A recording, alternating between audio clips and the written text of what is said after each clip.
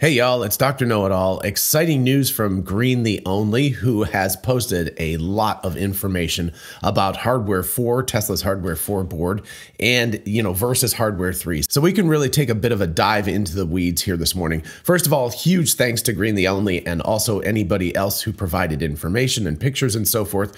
I really, really appreciate it. If you're not subscribed to him, it's at Green the Only on Twitter, so that's very, very easy to follow him there. And second, of course, this is going to be a pretty nerdy video. If you don't care about hardware specifications and things like that, just go ahead and skip this and watch the next one. All right, so let's begin at the begin here. Green the Only says, I am sure you are all eager to know more about Hardware 4, so I'm going to show you the refreshed car computer from a Model X. Just don't tell anybody you saw it, wink wink, because it's really still a secret. This unit made an appearance at the EPC about a month ago, but the picture was hidden. And so if I scroll down here, you can see this is the hardware unit inside the box, of course, with all of the pins, most of the pins on the left, and the cooling system up here at the top. And then, of course, at the four corners, the mounting hole so you can screw it in so it's not bouncing around inside the car. So that's fairly obvious. Green the Only notes, looks like Tesla started to build cars with it, but does not deliver them yet. I imagine the plan is to announce this on March 1st, that all cars off the line are already having it.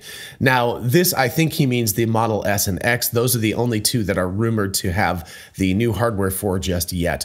Model 3 and Model Y will probably be later, more than likely because of the massive retooling involved. But it is possible that the Project Highland Model 3, the new version of that, might have Hardware 4 in it as well. It depends a lot on how fast they ramped up production of these chips and everything, because obviously, the Model S and Model X is just a few thousand of these per month that they need, whereas if you project it out to the Model 3 and then the Model Y, you're looking at many tens of thousands of these chips that are needed per month. So it probably depends at this point on two factors. Number one, of course, is the refresh of the Teslas themselves, because the hardware is going to require some changes to the vehicle itself. We'll get into that more in just a second. But also it's going to depend on the amount of chips that they have in stock at this point, because they need to have produced a lot of these chips to put into the mass market vehicles, the Model 3 and Model Y. So let's just start with the bad news. This is to confirm, people have said that this was going to be the case, but all of us were holding out hope a little bit. Anyway, to start with the sort of bad news, the form factor is totally different. So definitely no retrofits on this one. Top and left is the new unit. The bottom is the current Plaid unit. So the most obvious is that the cooling system is very, very different. You can see that the pins here, the inputs here, not pins, but I don't know, the pipes, the inputs there are widely separated, whereas here they are close together. If we zoom back out, you can also see that the actual pins themselves are in completely different locations. There are substantially more input pins than there are in the old version, on the new version, etc. So this is just not going to be fitting into old cars. It would require probably tearing holes in the old vehicles to put new cameras in. It would require recabling of the vehicles and all of that stuff. So those of us who have vehicles with Hardware 3, we can pretty much just give up any hope that Hardware 4 could ever be put in the car. It would have to be kind of one of those rich rebuilds kind of things to be able to fit this in, because there's so much different between Hardware 3 and Hardware 4. If we take off the cover here, we can see a nice high-res image of the new Hardware 4 board. Not exactly sure why this particular chip has been damaged. It looks like maybe that taking it out, they damaged it or something.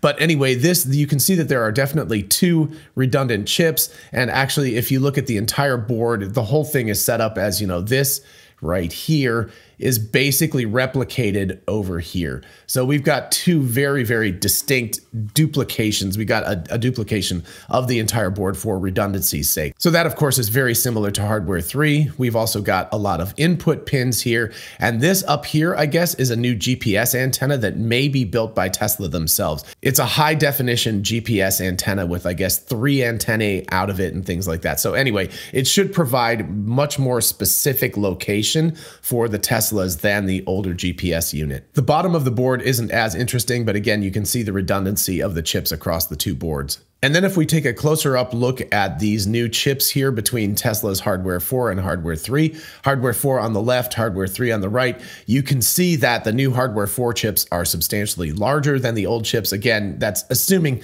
a relatively consistent size in terms of the scale of these pictures. But anyway, as Green the Only says, not the same chip, a bit bigger and newer for the Hardware 4 chip. And then another image with the case back on again, you can see the substantial difference between the two versions of the hardware, including where all the pins connect and all of that kind of stuff. And like I said, the cooling ports, all of that is substantially different. These are definitely different. Even the mounting brackets are different. Even the mounting brackets are different between the two versions of this hardware. And a nice side view of the two of them if you really want to geek out and look at the particular connections that are there. And now, as Green the Only says, now to the actual meat. Infotainment was reworked compared to current units. The GPU is now on the same board, so no more GPU daughter board. This makes the entire unit thinner. Otherwise, no changes there. Same 256 gig NVMe and 16 gigabytes of RAM. Same AMD CPU and GPU. So basically for hardware 4 here, they've just condensed everything onto one unit rather than having to have a daughter board attached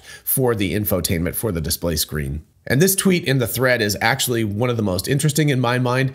Hardware 4, a lot less improvement than many had hoped for. Still Samsung Exynos IP based, bumped CPU cores from 12 to 20, 5 clusters of 4 cores each, maxing out at 2.35 gigahertz, idle at 1.37 gigahertz. And most critically here, the number of trip cores has increased from 2 to 3, 2.2 gigahertz max frequency, all times 2 since there are 2 SoCs per board. So what is the trip core? The trip core is the thing that actually does the neural network processing. It's the most important part of this chip in terms of the vision system, the full self-driving system, all of that kind of stuff. So people, I think, had thought they were going to maybe go to 4 of these trip cores or 5 of the trip cores or something. So only going up to 3 trip cores is actually, I think, by all accounts, a bit of a disappointment on the hardware front. Not sure why Tesla thought that that was adequate, but you know, it is just hardware 4. There will be a hardware 5 after this. So at this point, at least, they've increased it by 50%, right? So they've gone from 2 to 3. And if I'm remembering correctly, the old trip cores only operated at 2 gigahertz, so there's a little bit faster operation speed as well. So there will definitely be, you know, let's say a 60 or 70% increase in processing, but that's not like double the processing power or something. So anyway, it is interesting that the number of trip cores only increased by 1 rather than 2 or 3 in this new version of the hardware. Continuing on, redundancy is the name of the game this time. The board is mostly symmetric, identical power connections on each side. There's even 2 network links to infotainment, yet if your power, I think it's if you unpower the A side, that kills the network switch and the link is lost. Still, there are improvements. So this goes back to what I'd mentioned before, that if you look at hardware 4, you can see that the 2 halves of the board are nearly identical. In hardware 3, there was, you know, they tried to do it, but it was less absolute like this. So hardware 4 is clearly created to have 2 as much separated as possible units so that if one fails, there's a failover and the other can work. This seems obviously oriented towards getting robo-taxis out the door, where you have a complete alternate fail-safe unit. Then we get to the next most interesting picture in my mind, which is sensors. There are now 12 fully populated camera connectors. 1 is marked spare though. So of course, in current hardware 3 units, there are 6 camera connectors because there are 6 cameras around the car. This has 12, it actually has 11, there's a spare. You might be like, why is there a spare? More than likely the hardware definition was set before they absolutely knew how many cameras they were going to use on the vehicle. So they may have thought they might have needed 12, they might have needed 2 on the back of the car or something like that. So they probably built in an extra one and now it's just sort of a spare unit that probably won't be used. And now we get into where are the 11 cameras going to be. That's a little bit of a mystery. So he says, make that 11 cameras.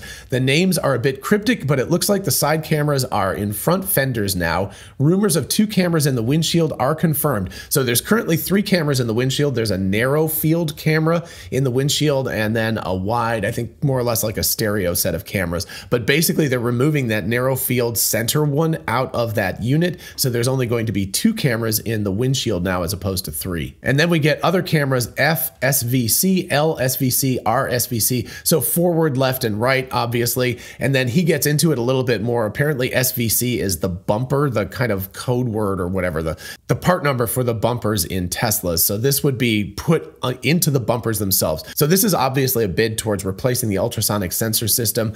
A little bit difficult to understand exactly how this is going to work because bumpers famously, you know, at least in the South where I am, it's constantly getting bugs and stuff on it. If you drive in the North, you're going to get snow and slush and salt all over these. So cleaning these things is not going to be trivial, you know, keeping them clean. Currently on the sides of the vehicle, they're kind of set up where, you know, most of that stuff passes by. and doesn't get crap all over those cameras, but on the bumper, they're just sitting out there just waiting to get garbage on them. And then of course we get left FF rear and RFF rear in front fenders, I guess. Those probably being side fender cameras, which might be where the repeaters are. So the repeaters might be moved forward a little bit from the current position, a little bit unknown about how all that's going to work. And then they have one called selfie now, which used to be called cabin, I believe, but that would be the cabin camera, which points in and makes sure that you're actually staying awake and paying attention to the road, things like that. Then we have the wide and main cameras from the front, which is above where your rear view mirror is, pointing forward out the car, of course, but right up there. And then a backup camera, just a standard one like that over your license plate so that you can see as you're backing up. And as Green the Only questions here, it's possible that we might see the 2 pillar cameras on the side of the vehicle where your doors are be migrated forward to the front fender. It seems a little bit odd, but it is possible because it seems like you'd want that extra height because sometimes to be able to see, like, humans, we sit up over the windshield and those pillar cameras give us that extra height, but maybe it's only necessary to have that looking out the front of the vehicle and not on the sides. And here is a follow-up on the SVC thing where he speculates that is actually the bumper fascia, and therefore that's where these cameras are going to be placed. And a close-up on that new GPS module with tri-band antenna. He says the unit itself is big and unmarked, so who makes it is unknown. I would not be surprised if it's somewhat custom Tesla thing. They carry bootloader for it in firmware, so he's looked at that as well. And then we get some evidence of a high definition radar system, which will almost definitely be put into these cars as well. So Tesla has famously stripped out the ultrasonic sensors and the radar, and now they're putting in new cameras to replace the ultrasonic sensors for things like parking quite clearly, and putting in an HD radar system, which is called Phoenix, by the way, which is kind of cool. And then if you really want to nerd it out, here we go. Power consumption at idle is about to double from hardware 3 based on my measurements. Wow, that is a lot. And those power pins are pretty massive, which makes the quote input 16 volts at 10 amps label somewhat suspect. So it looks like this hardware is going to be a bit of a beast in terms of power consumption. The old board supposedly works at around 100 watts, and so that means this one may consume about 200 watts of power when it's actually operating at full bore. And it's going to idle at 1.37 gigahertz and go to max speed of 2.2 as far as I understand it as well. So, it will idle at less than that maximum 200 watts of power consumption, but while full self-driving is working, it will probably be operating at around 200 watts, assuming that Green the Only is right, and it's double from hardware 3. So that, of course, means even with big batteries that it's going to create a reasonable drain on the battery as you're driving the vehicle around. And then finally, some speculation about the Model 3. I assume he's talking about Model 3 here first, since that is famously being refreshed right now. Anyway, he says, what about Model 3, you might ask? Well, I have not seen anything about Model 3 updates just yet, but I don't think they are far behind, especially with the news of the retooling in China just coming in today. So taking off from this, the likelihood is that we will see the S and X like as soon as March 1st, like basically on the day that they do this investor, day announcement. They'll probably say, hey, the Model S and Model X have hardware 4 in it right now. Any vehicles you purchase or take delivery of, starting immediately, will have hardware 4 in it, and then they may or may not announce Model 3 and whether it has hardware 4, but it's reasonably likely that we'll see hardware 4 in the Model 3 as well in the next few months. The Model Y is going to be, in that case, left out a little bit, so we will see what happens with the Model Y. It could be 6 or 8 months given how many Model Ys they're producing and how much retooling it's going to take. It could be late in the year before we see a Model Y with hardware 4 in it. Now, this, of course, is complete speculation on my part. They might say Model Y already has hardware 4 in it tomorrow or something, right? So I could be totally wrong, but it seems reasonable to expect that the Model Y will be the last car that will get hardware 4 in it. As far as looking at these vehicles, we should see quite a difference because we should see some bumper cameras, which again, I don't know how they're going to keep those clean. Maybe they'll have those little mini windshield wipers that will be on those things to keep them clean. I don't know. But anyway, we should see some cameras on the front bumper.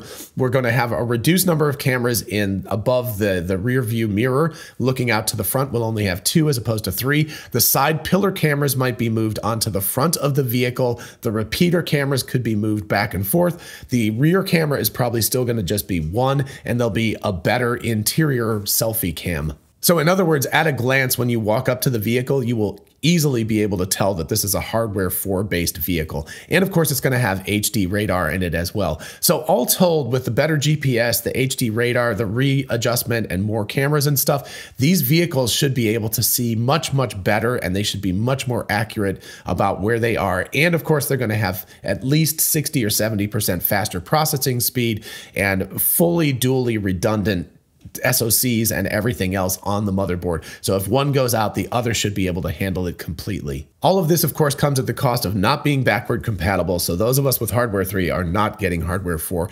And also, if green the only is correct, it's going to consume double the amount of power. So it will not be a trivial amount of power that this thing is going to be drawing as it's operating. All right, so I hope you enjoyed nerding it out with me and Green the Only. And again, a huge thank you to Green the Only. Definitely go follow him on Twitter. Definitely worth it. He has so many cool things he talks about. If you did enjoy this video, please do like it so other people can find it. And of course, consider subscribing for more of this kind of content. As always, a huge shout out to my patrons on Patreon. Thank you all so much for your support. I truly do appreciate it. And if you want to join the team, just check out the link in the description. And if you're interested in a whole bunch of really cool merch, check out our merch store. Link is in the description. We have TeslaBot t-shirts, the Tesla meme t-shirt, Success is a Possible Outcome, 4680 battery cells. All of that stuff is on t-shirts, mugs, tumblers, and on and on. So check it out. And finally, don't forget we are both Tesla and Amazon affiliates. If you look in the description, you can see how going shopping for a solar roof, a power wall, or anything on Amazon helps out the channel. In the meantime, I'll see you in the next one. Bye-bye.